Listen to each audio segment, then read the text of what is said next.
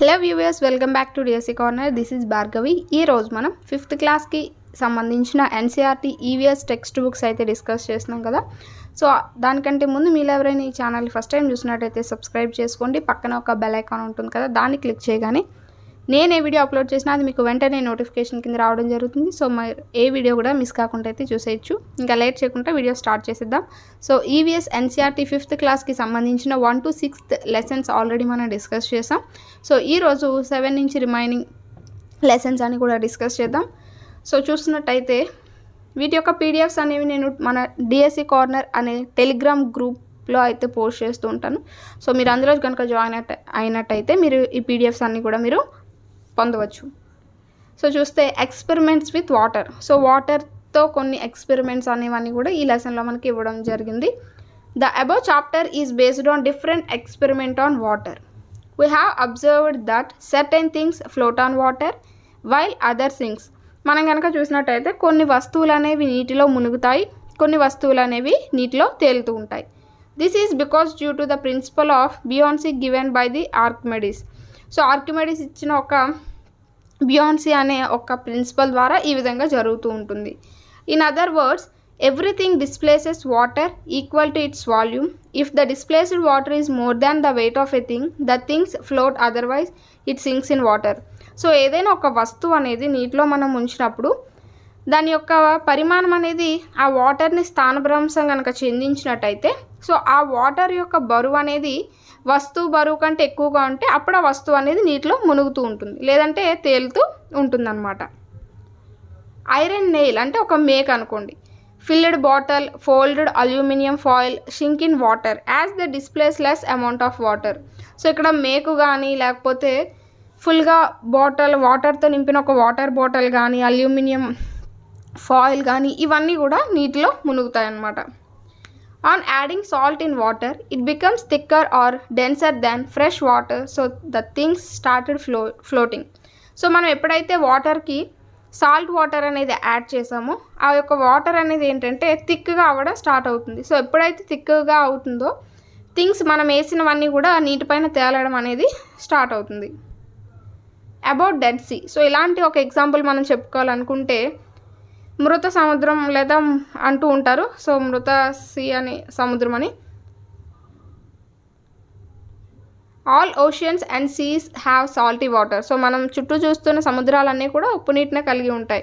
The saltiest of all is the Dead Sea. So అన్నిటికంటే చాలా salt ఎక్కువగా ఉన్నది డెడ్ సీ అనమాట. The Dead Sea is a salt lake bordered by Jordan to the east and Israel at the West Bank to the west. So మనకి జోర్డాన్లో ఇది ఉంటుంది. అయితే 300 grams of salt in 1 liter of water. 1 litre water కనుక మనం తీసుకుంటే అందులో 300 grams salt అనేది ఉంటుందట. Even if a person does not know how to swim she would not drown in the sea. He or she will float in water as ఈ flying down on it. So అక్కడ ఎలా అంటే ఒక person ఈదడానికి కూడా అవ్వదన్నమాట, అంత dense థిక్గా ఉంటుంది water అనేది. అండ్ దా సముద్రంలో మనం మునిగిపోం, పైన తేలుతూ ఉంటాం అన్నమాట. Sometimes we see that the drop of water moves faster than the drop of sugar solution. It is because of viscosity. So ఒక్కోసారి మనం ఒక వాటర్ని అలాగే షుగర్ సిరప్ని కనుక తీసుకుంటే రెండు ఒకేసారి కిందకి జారవు. వాటర్ అనేది కొంచెం ఫాస్ట్గా జారుతుంది, సో షుగర్ సొల్యూషన్ అనేది కొంచెం స్లోగా, బికాస్ ఆఫ్ విస్కాసిటీ అనమాట. సో ఈ సాల్ట్ గురించి మాట్లాడుకుంటే మనకి మనందరికీ తెలిసిందే, మహాత్మా గాంధీ ఒక ఉద్యమాన్ని చేపట్టారు. అదే ఉప్పు సత్యాగ్రహం అని, దండి మార్చ్ అని అంటూ ఉంటారు. సో ఇక్కడ చూస్తే దండి మార్చ్ అని ఇచ్చారు. ద సాల్ట్ మార్చ్ అని కూడా అంటారనమాట. Was part of the Indian independence movement. So మన భారతదేశంకి స్వాతంత్రం తెచ్చే భాగంలో ఈ యొక్క ఉద్యమం కూడా ఒక పాత్ర అనేది వహించింది. It was a non violence protest against the salt tax by British government. So ఎలా అంటే ఎలాంటి హింస లేకుండా అహింసా మార్గంలోనే ఈ యొక్క బ్రిటిష్ గవర్నమెంట్ని ఎదిరించడం అనేది జరిగింది. The Indians were not happy that the government increased prices on basic food such as salt. They wanted to right. So ఎలా అంటే వాళ్ళు చిన్న చిన్న బేసిక్ ఫుడ్, ఇప్పుడు సపోజ్ సాల్ట్ అని, దానికి ఎక్కువ అధిక పన్నులు అనేవి విధించడం, ఈ విధంగా చేస్తూ ఉండేవారు. సో ప్రజలు అసంతృప్తిగా ఉండేవారు అనమాట. Mahatma Gandhi led the march it started on March 12, 1930. So 1930లో మార్చ్ 12న ఈ ఉద్యమం అనేది స్టార్ట్ చేశారు. It went from Sabarmati Ashram to the village of Dandi. Sabarmati ఆశ్రమం దగ్గర స్టార్ట్ చేసిన ఇది దండి వరకు వెళ్ళడం జరిగింది. Dandi was on the sea coast. Marchers took a handful of salt from the shore. They then announced that they had broken the law by making salt. So వాళ్ళు ఏంటంటే ఉప్పుని తీసుకొని మేము ఈ లా అనేది బ్రేక్ చేస్తున్నాం, సో మేమే సొంతంగా ఉప్పు అనేది తయారు చేసుకుంటామని చెప్పడం జరుగుతుంది. This was a major but peaceful challenge against Britain colony. So వాళ్ళకి ఒక సవాల్ లాగా అనిపించింది అనమాట. సో ఈ బ్రిటిష్ వాళ్ళకి ఆ విధంగా ఉప్పు సత్యాగ్రహం అనేది జరగడం జరిగింది. సో ఇక్కడ కనుక చూస్తే మనకి కొన్ని వస్తువులు అనేవి ఇవ్వడం జరిగింది. వీటిలో ఏది మునుగుతుంది లేదా ఏది తేలుతుంది, సో తేలేదానికి టిక్ మార్క్, అలాగే మునిగేదానికి ఇంటూ మార్క్ అనేది ఇవ్వాలి అని చెప్పి ఇవ్వడం జరిగింది. సో ఫస్ట్ ఆఫ్ ఆల్ కనుక చూస్తే ఫస్ట్ ఏంటంటే గెస్ చేయమంటున్నారు. అది ఒకవేళ మునుగుతుందా తేలుతుందా అని గెస్ చేయమంటున్నారు. ఇక్కడ అది డైరెక్ట్గా చేసి ఆ యొక్క ప్రయోగం అనేది చేసి అప్పుడు మనకు ఆన్సర్ అనేది రాయమంటున్నారు. సపోజ్ ఇక్కడ ఎంప్టీ బౌల్, ఏదైనా ఒక ఖాళీ పాత్ర అనేది కనుక తీసుకుంటే అది నీటిలో తేలదు, మునిగిపోతుంది. సో ఇది ఇక్కడ మునిగిపోతుంది, అలాగే దాన్ని రియల్గా చూసినా మునిగిపోతుంది. తర్వాత after putting in 6 or 7 small pebbles 1 by 1. So వాటిల్లో ఒకదాని తర్వాత ఒకటి ఒక 6-7 రాళ్ళు అనేవి వేసినా అది నీటిపైన తేలదు, అది మునిగిపోతుంది. కాబట్టి ఈ విధంగా into mark. Iron nail are pin. So iron nail అంటే మేకు లేదా ఏదైనా పిన్ లాంటిది వేసినా అది నీటిపైన తేలదు, మునిగిపోతుంది. అలాగే మ్యాచ్ స్టిక్ అంటే అగ్గిపెట్టి అనేది నీటిపైన తేలుతుంది కాబట్టి టిక్ మార్క్ అనేది ఇవ్వడం జరిగింది. Next empty plastic bottle with its lid closed. So close చేసి అంటే ఒక ఖాళీ వాటర్ బాటిల్ని లిడ్ క్లోజ్ చేసి నీటిపైన వదిలితే అది నీటిపైన తేలుతుంది. సో ఇది కరెక్టే. Bottle half filled with water. సగం నీటిని మనం నింపి మూత పెట్టినా ఆ బాటిల్ అనేది తేలుతుంది నీటిపై. ఒకవేళ బాటిల్ మొత్తం వాటర్ నింపి మనం మూత పెట్టి నీటిలో కనుక వదిలితే అది మునిగిపోతుంది, సో ఫ్లోట్ అవ్వదు. సో నెక్స్ట్ కనుక చూస్తే ఇక్కడ అంటే ఏదైనా బట్టలు ఉతుక్కునే సబ్బు లాంటిది ఏమైనా తీసుకున్నారనుకోండి, అది నీటిలో కనుక వేసారనుకోండి అడుగుకి వెళ్ళిపోతుంది, సో అది నీటిపైన తేలదు. అదే సబ్బుని ఒక ప్లాస్టిక్ ప్లేట్లోనో దేంట్లోనో పెట్టి మీరు పెడితే అది నీటిపైన తేలుతూ ఉంటుంది. అలాగే ఐస్ అనేది కూడా నీటిలో తేలుతూ ఉంటుంది. సో ఈ విధంగా వాటర్ పైన కొన్ని వస్తువులు అనేవి తేలుతూ ఉంటాయి, కొన్ని వస్తువులు మునిగిపోతూ ఉంటాయి. సో ఆ విధంగా ఏంటంటే మనకి కొన్ని వస్తువులు తేలుతూ ఉంటాయి, మునుగుతూ ఉంటాయి. అయితే ఇక్కడ various steps to separate sugar and salt solutions are sedimentation, decantation, filtration, evaporation. మనకి కొన్ని పద్ధతులు అనేవి ఉంటాయి, వాటి ద్వారా ఇప్పుడు సో నెక్స్ట్ కనుక చూస్తే ఎ ట్రీట్ ఫర్ మస్కిటోస్. ఇది దేనికి సంబంధించింది అంటే మనకి మలేరియా, సో దోమల ద్వారా ఏర్పడే ఒక ముఖ్యమైన వ్యాధి మలేరియా. సో దాని గురించి మనకి ఇవ్వడం జరిగింది. This chapter is basically related to the information about malaria which earlier means a disease spreaded through bad air. So malaria అనే దాని గురించి ఇచ్చారు, అది మనకి దేని వల్ల స్ప్రెడ్ అవుతుందంటే ఒక బ్యాడ్ ఎయిర్ వల్ల. On 20th August 1897 in Secunderabad Ronald Ross made his landmark discovery. So August 1897లో ఆగస్ట్ 20న సికింద్రాబాద్లో ఇతను దానిపైన పరిశోధన అనేది చేయడం స్టార్ట్ చేశారు. Ronald Ross discovered that malaria spread through female mosquito bites. So ఆడ దోమలు కుట్టడం ద్వారా మలేరియా అనేది వస్తుంది అని ఇతను కనుక్కోవడం జరిగింది. In December 1902 Ronald Ross got the highest award for his discovery, the Nobel prize for medicine. So ఇతను మెడిసిన్ అనేది కనుక్కోవడం జరుగుతుంది, దానికి గాను ఇతనికి నోబెల్ ప్రైజ్ అనేది రావడం జరిగింది 1902లో. In 1905 even as he laid I Ross last words where I will find something new. So అతను చనిపోయే 1905లో అతను చనిపోవడం జరిగింది. సో అతను చనిపోయే ముందు కూడా నేను ఒక కొత్తది కనిపెట్టాను అని చెప్తూ చనిపోయారట. వరల్డ్ మలేరియా డే అనేది 25th ఏప్రిల్న సెలబ్రేట్ చేసుకుంటారు. అలాగే వరల్డ్ మస్కిటో డే అనేది 20th ఆగస్ట్న సెలబ్రేట్ చేసుకుంటారు. ఇవే మనకి బిట్స్ వచ్చే అవకాశం అనేది ఎక్కువగా ఉంటుంది. Female Anopheles mosquito is the vector of protozoa name plasmodium which causes malaria. So మనకి మలేరియా కలిగజేసే దాని పేరు ఆ ప్రోటోజోవా ద్వారా మనకి మలేరియా అనేది వస్తుంది. దాని పేరు ప్లాస్మోడియం. అయితే ఇది ఎక్కడి నుంచి వ్యాపిస్తుంది మనకంటే ఆడ ఎనాఫిలస్ దోమ నుంచి మనకి రావడం జరుగుతుంది. సో అయితే మనం ఏ విధంగా దీన్ని ప్రివెంట్ చేయొచ్చు ఈ మలేరియా అని అంటే, wear full sleeves shirt and full pants in evening. So మనం బయటికి సాయంత్రం పూట వెళ్ళేటప్పుడు ఫుల్గా మనం బట్టలు కవర్ చేసుకొని వెళ్ళడం మంచిది.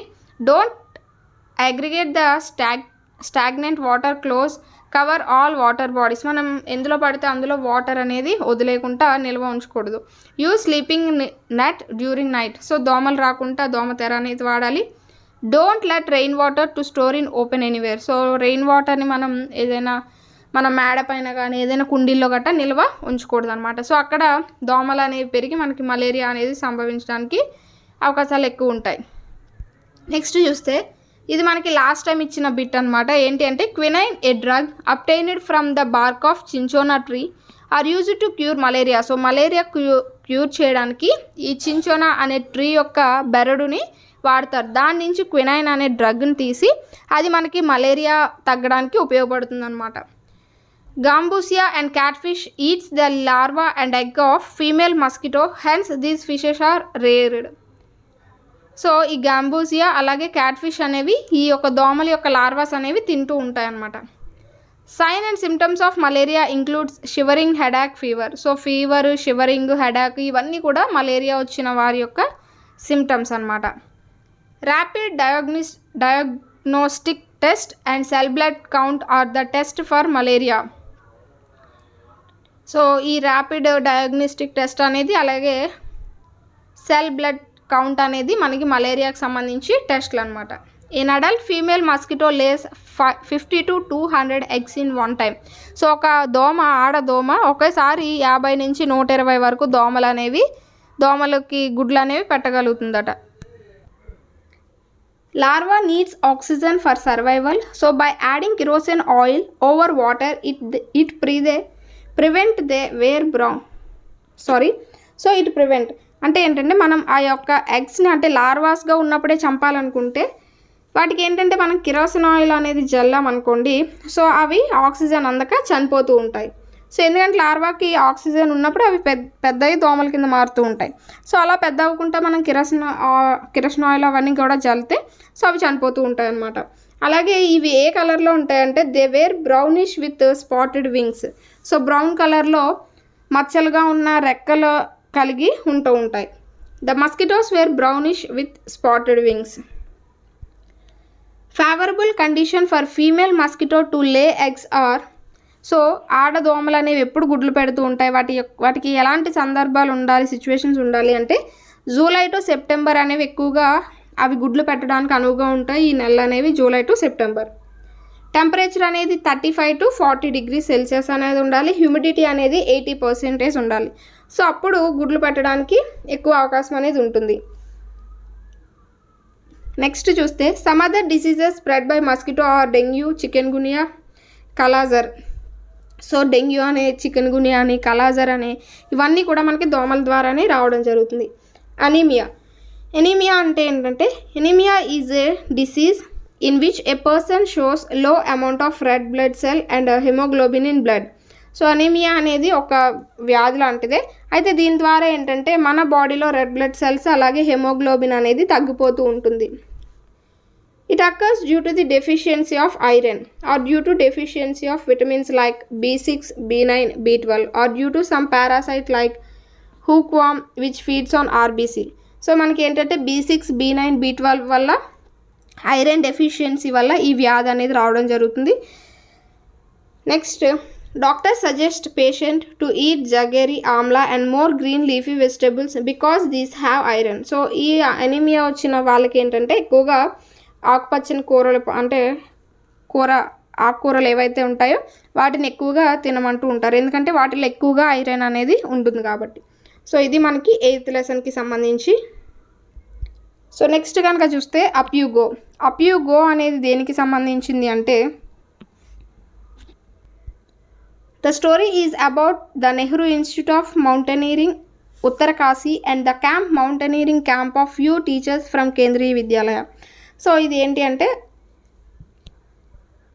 ఒక క్యాంప్కి సంబంధించి అనమాట. అంటే కొంతమంది ఎవరెస్ట్ని అంటే కొండల్ని, సో శిఖరాలు అనేవి ఉంటాయి కదా, సో శిఖరాలని అధిరోహించే భాగంలో ఒక క్యాంప్ అనేది పెట్టుకుంటారు. ఏ ఇన్స్టిట్యూషన్ వాళ్ళు అంటే నెహ్రూ ఇన్స్టిట్యూషన్ వాళ్ళు. అది ఎక్కడ ఉంది అంటే ఉత్తరకాశీలో. The camp is led by the brigadier Gyan Singh, the director of mountaineering programme of teachers. So ఈ మౌంటైనీరింగ్ ప్రోగ్రామ్కి ఒక డైరెక్టర్ అయిన జ్ఞాన్ సింగ్ అనే అతని ద్వారా ఈ క్యాంప్ అనేది చేయబడుతుంది అనమాట, ఆర్గనైజ్ చేయబడుతుంది. Tools needed for climbing the mountain are thick rope, sling, stick, axe, boots, medikit, food packets, water bottles, oxygen cylinders, diary torch, pen, plastic. So ఏంటంటే వాళ్ళతో పాటు ఒక తాడు అని, ఒక గొడ్డలి, అలాగే వాళ్ళు ఉండడానికి టెంట్లని, వాళ్ళు తినే ఆహార పదార్థాలు ఇవన్నీ కూడా వాళ్ళతో క్యారీ చేసుకొని తీసుకువెళ్తూ ఉంటారు. అలాగే విటమిన్స్, చాక్లెట్స్, సో అవి ఏంటంటే ఎక్కువ ఎక్స్ట్రా ఎనర్జీని ఇవ్వడానికి ఇవన్నీ తీసుకువెళ్తూ ఉంటారు. The angle of our body should be 90 degrees while climbing and back should be straight. So మనం ఏదైనా శిఖరాలను అధిరోహించినప్పుడు మనం వంగిపోతూ నడకుండా స్ట్రైట్గా 90 degreesలో ఈ విధంగా స్ట్రైట్గా ఉంటూ అధిరోహించాలట. While climbing the mountain we need to rise against gravitational force. We also need to walk on a rough surface. That is why we need extra energy on mountain. So మనం మౌంటైన్ పైన ఎందుకు నడవడానికి ఎక్కువగా అలసిపోతూ ఉంటామంటే అదంతా కూడా రఫ్గా ఉంటుంది. So అలాగే గ్రావిటేషనల్ ఫోర్స్ని, సో దానికి ఆపోజిట్గా వెళ్ళాలి కాబట్టి మనం ఖచ్చితంగా ఎక్కువ ఎనర్జీ అనేది ఉంటుంది. Tekla village is at a height of 1600 meters in Jalrapatan, Jalawar, Rajasthan. In a mountaineering group, the leader of village, Tekla village అనేది ఎక్కడ ఉన్నది అంటే రాజస్థాన్లో ఉన్నది. ఎంత హైట్లో ఉన్నది అంటే 1600 meters హైట్లో ఉండడం జరిగింది.